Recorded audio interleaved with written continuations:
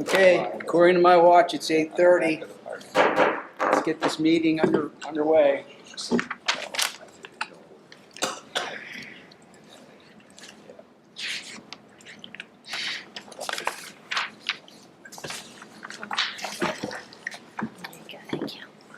We have roll call. Mr. Artisan, Here. Mr. Lewis, Mr. Dixon, Here. Mr. Bakley, Here. Mr. Carter, Here. Mr. Postles, Mr. Shilo, Here. Ms. Smith. We have a quorum. Okay, next on the agenda, next on the agenda is approval of the minutes for June 26, 2025. It was amended to correct an approval plan Director Dave McFarland's salary at $90,650, July 31st, 2025 minutes for the consideration and approval. Do I hear a motion? Do I hear a second? Second. All those in favor say yay. Yay. All those against say nay. Hearing no nays, motion passes. Well, I can't talk today.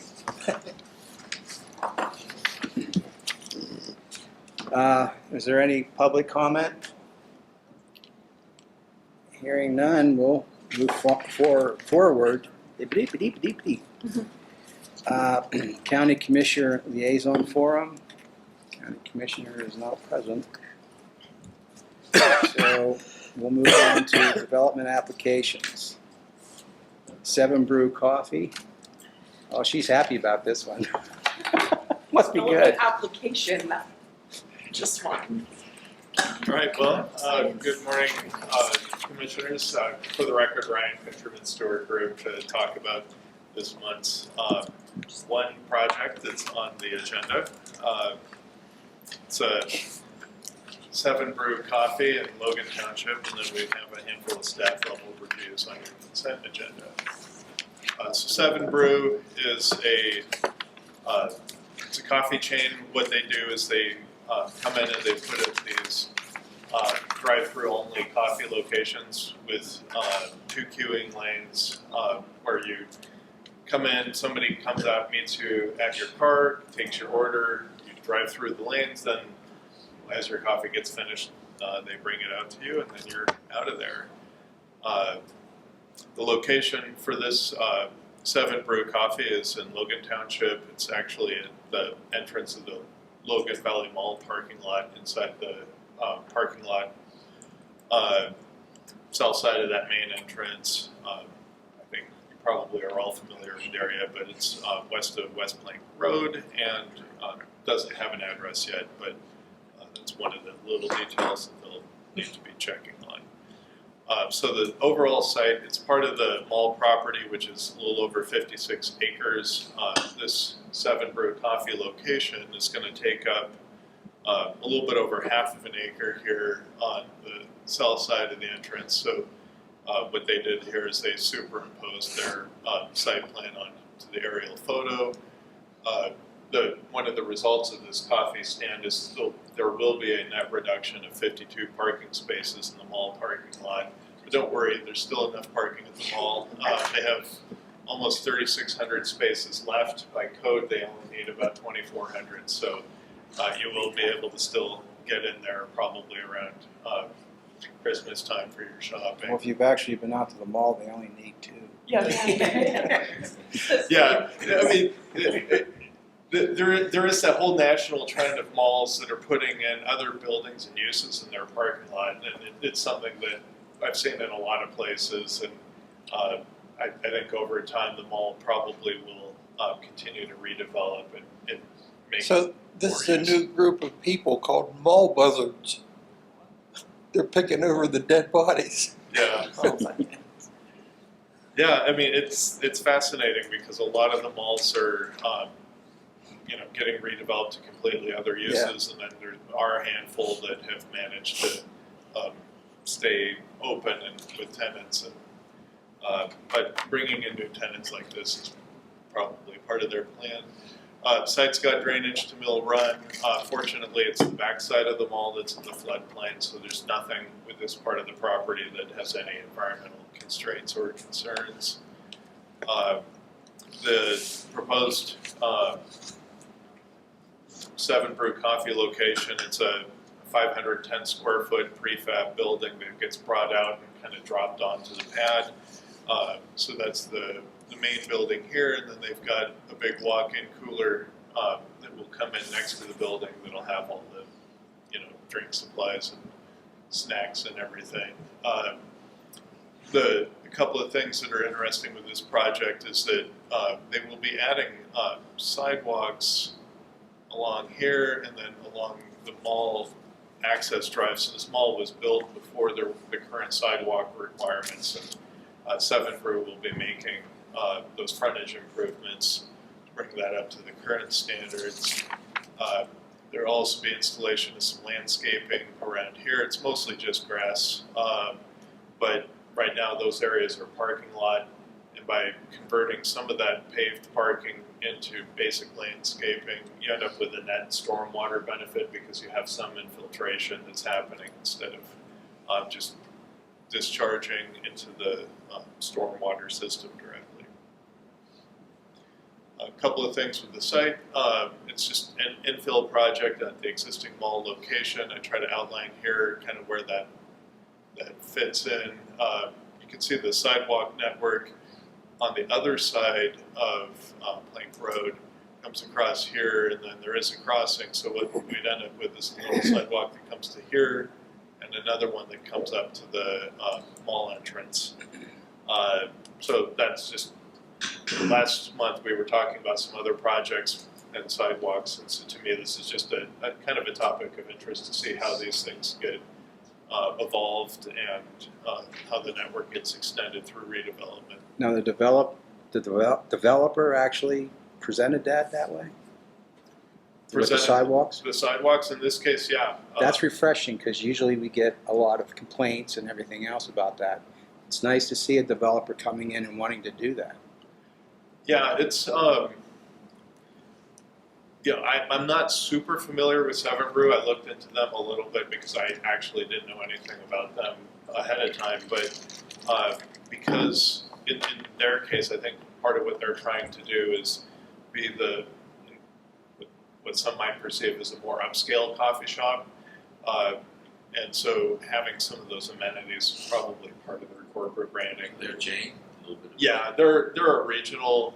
It's mostly kind of New England and Mid-Atlantic, and they're expanding. I'm surprised at the number of coffee shops permits that I've seen in the time that I've been handling. Coming from Washington State, there are a lot of coffee shops, and here there haven't been so many, but it's nice to see. You guys started it. Yes. Yeah. Now is that lease property or is he purchasing? It's still just a pad at the mall, so it'll still be owned by the mall. They aren't purchasing or separating the property, so yeah, it's just a building lease.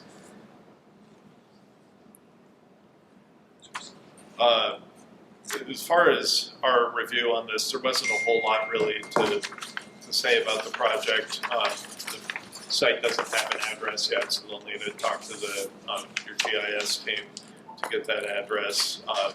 The conservation district will need to review the stormwater and erosion control plan, but nothing in those plans looked of concern to me.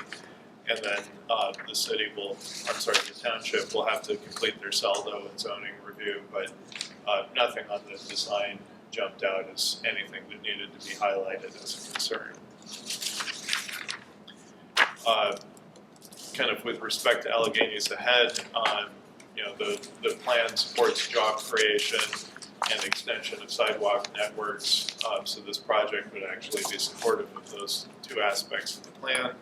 Couldn't see anything that this project would cause that would adversely affect the plan, and the recommendation is approval for consistency with Alleghenies Ahead. Any questions or comments on that project? All right, well, thank you. That's all I got this month, and we'll see you next month. So do I hear a motion to approve the 7 Brew Coffee? So moved. Do I hear a second? Second. All those in favor signify by saying yay. Yay. All those against signify by saying nay. Hearing no nay, motion passes. Staff level reviews. So number 6 on your agenda are the staff level reviews. These are the ones that have been sent out to you over the course of the month via email. I believe only one went out this month, so that it was just these 4 reviews. These are minor reviews that don't make it to the level of presenting during the meeting, so no development, typically just subdivision, lot merge. That's all it looks like here.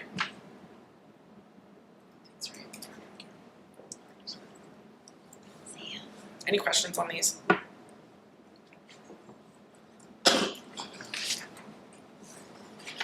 On the 6th Avenue, is that just a joining of residential property or Yes.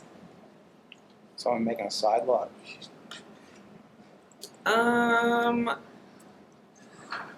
Oh, it's no big deal. Let me I pull was it just up. curious on 6th Avenue. I believe it's, I believe it's a side lot that's already there. Do you remember this one, Ryan? Cervello no impact subdivision on 6th Avenue? Yeah, so what this one was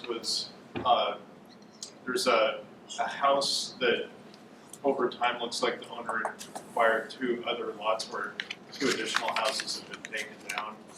And so they're just combining the property. They've got commercial zoning. I don't know if there's plans for future development or not with that site, but currently it's one house with 2 vacant lots. Very good. Thank you. Thank you, Ryan. Good thing I look at that here. Thank you. Thank you. Okay, I do need a motion when you're ready. Okay, no other questions, I guess. Do I hear a motion to approve the staff level reviews? So moved. Do I hear a second? Second. All those in favor signify by saying yay. Yay. Yay. All those against signify by saying nay. Hearing no nays, motion passes. Metropolitan Clearinghouse. Yes, so number 7 on your agenda, these are also staff level reviews that were sent out via email.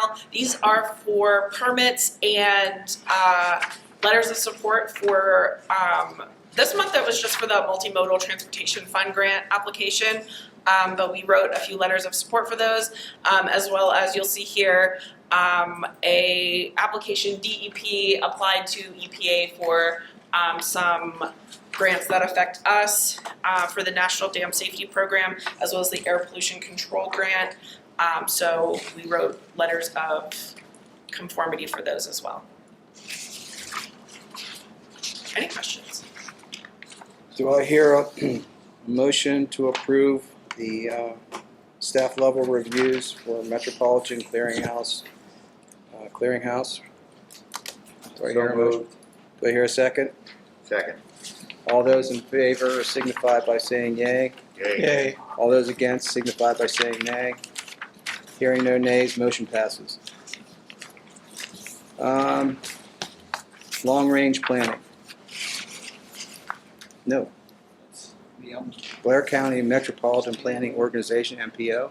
Yeah, Wes is passing out something for everyone right now. These are recommendations for the local bridge and safety projects for the draft transportation improvement program, I believe. That is correct. Every 2 years, the planning commission has the opportunity to make local bridge projects and safety projects recommendations to a metropolitan planning organization to get in the state's transportation funding program. We prepare this list by surveying the municipalities, the county of Blair, consulting with PennDOT, and then consulting with this group's transportation committee. But this year was Pat Bakley and Ben Foster. And they reviewed this list on page 1, with the exception of we added one structure there. The third bullet point, the Show Call Road, Snyder Township, because it just brought to our attention in the last week, and it's high on PennDOT's list, and so it fits nicely right in that position. The second page are bridges that we are carrying over into from the current program funding. They've already started. They go to the second, they'll be carried over automatically for funding.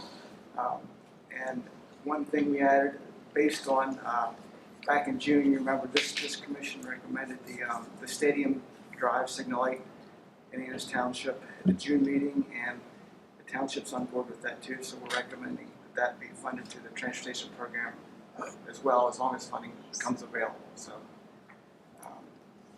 that's it for that. That's my summary. If anyone has any questions, if you feel comfortable, we can send this along to PennDOT for possible funding.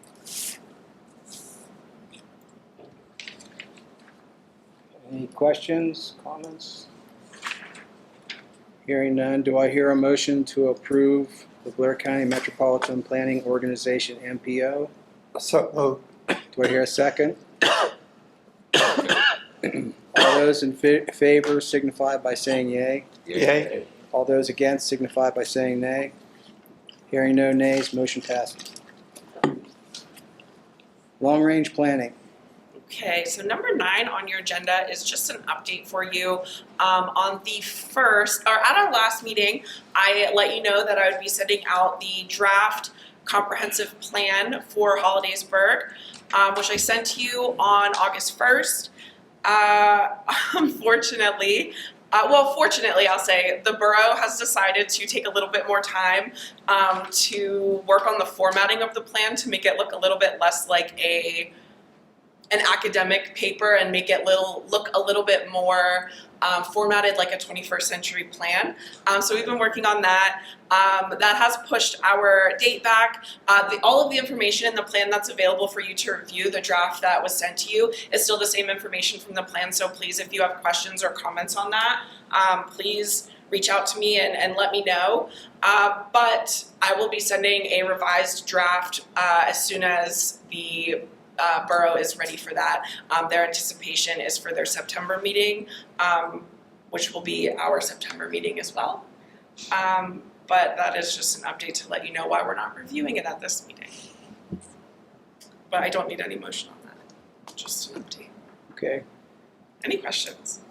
Okay. We can move on to number 10, which is the Transportation. This is just an informational item. As a planning agency, we're required to present the draft long-range transportation plan that we're also developing this time frame. And we just present it to the state and federal agencies and answer their questions about projects.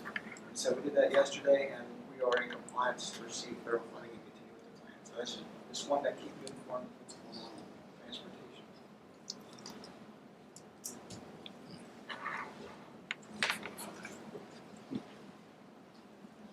Okay, administrative items. Planning Director's report. We mentioned last time about the meeting we had with the bank and how we are a little vulnerable to fraud.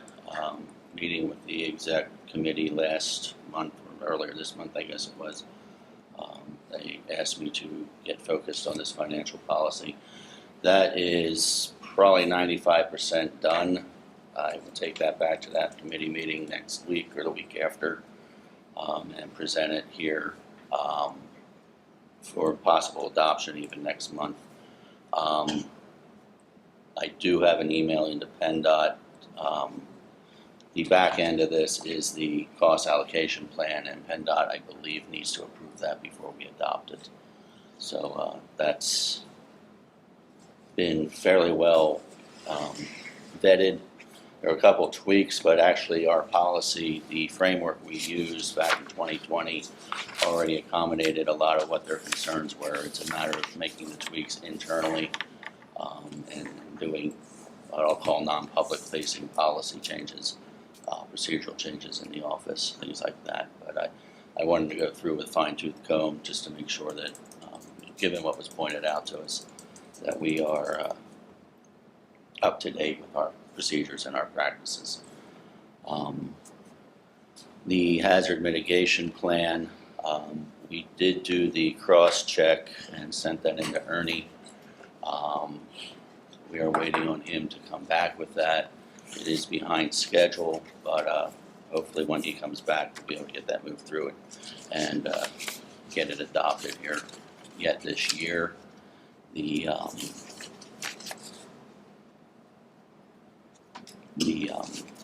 cross-check basically gives him an idea of where the different required elements are within the plan, so he was waiting on that. It got lost. I don't know how many are aware. I know the three on the executive committee are aware. My email was hacked back at the end. It was right after our last meeting, and I lost all the emails. So he was waiting longer than he should have for that, simply because his email was one of the ones it came in before that happened. And then focusing on this, I just kind of it went. So asked Mackenzie Ford, she re-emailed it, and we got through it then. But my email, as I mentioned, was hacked. It went out to approximately 1,600 people with a PDF, password-protected PDF that contained malware. We got a number of phone calls back and a number of emails back. The people who actually contacted me, I gave them the courtesy of a return just to make sure they deleted it and got rid of it. Unfortunately, as part of the attack, all my email all the way back to whatever year it was is gone. So my email record now starts at the beginning of August. You don't realize how much you lean on that email record until you don't have it. So I just got a phone call yesterday, actually, hey, about that email, and yeah, you kind of resend it for me. All right, Dave, when did Ernie get the email now that you sent to him to complete the mitigation report? Yesterday. Yesterday, okay. And is there, going from there, did you contact an IT program or anything to do constant backup for you from now on? We are changing IT people, and that should be as part of what goes on. That does a daily backup or a weekly Yeah. backup for you? Yeah, or for anybody, really. Okay, so is the mitigation going to move forward very quickly? Once we hear back from Ernie, I hope so, yes. Yes, because that's of utter importance. Yeah.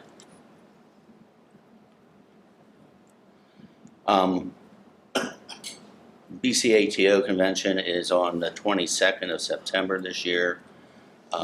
We generally send 2 people. If anybody is interested, historically, we offered it to the 3 township reps. As we're not doing that anymore, I will simply open it up to anybody who would be interested in going.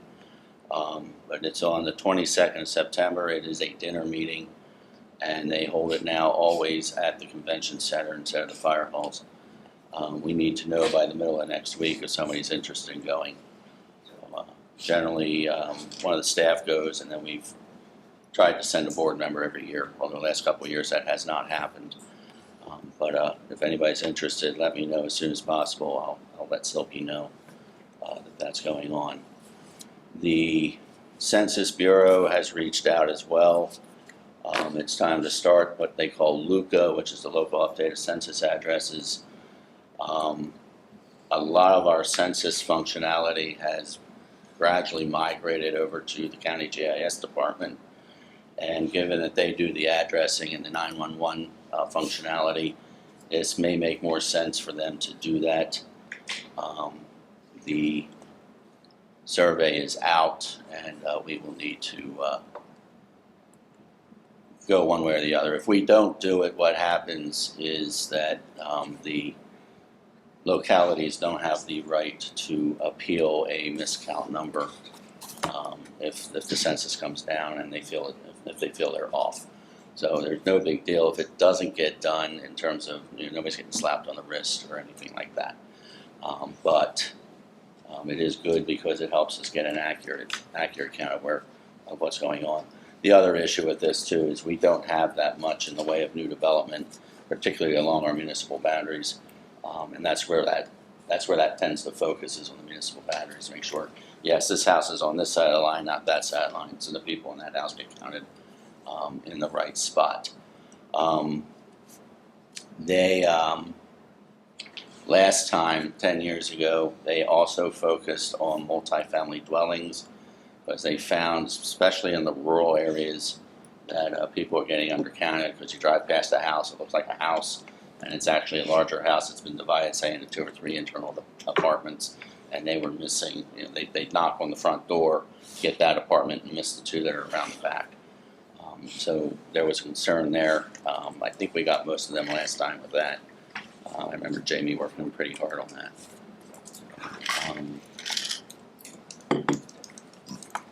That's about all I've got right now.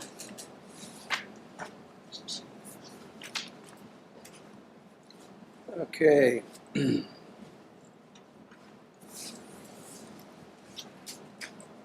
Planning Commissioners Forum. Okay, any planning commissioner have anything to bring up?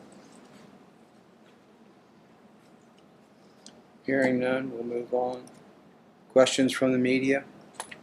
I have nothing. Katie's back there. I just had some questions about some of the ones here from Taylor Township and Greenville Township. I don't know if there was like more information on them.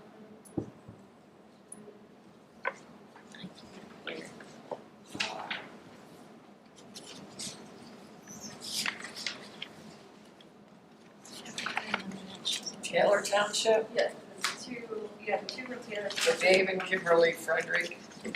She's from the Morrison Cove Herald, so those townships are in her newspaper range. Those are just simple subdivisions, municipal, or like residential subdivisions. Okay. That's all my questions. Okay, no problem. Okay. Announcements. September 1st, Labor Day, office closed. September 10th, PA State Transportation Committee, District 9 Regional Meeting. September 17th, Southern Alleghenies Monthly Meeting. September 30th to October 2nd, PennDOT Planning Partners. Okay, is there anything else for the board? Hearing none, I hereby adjourn.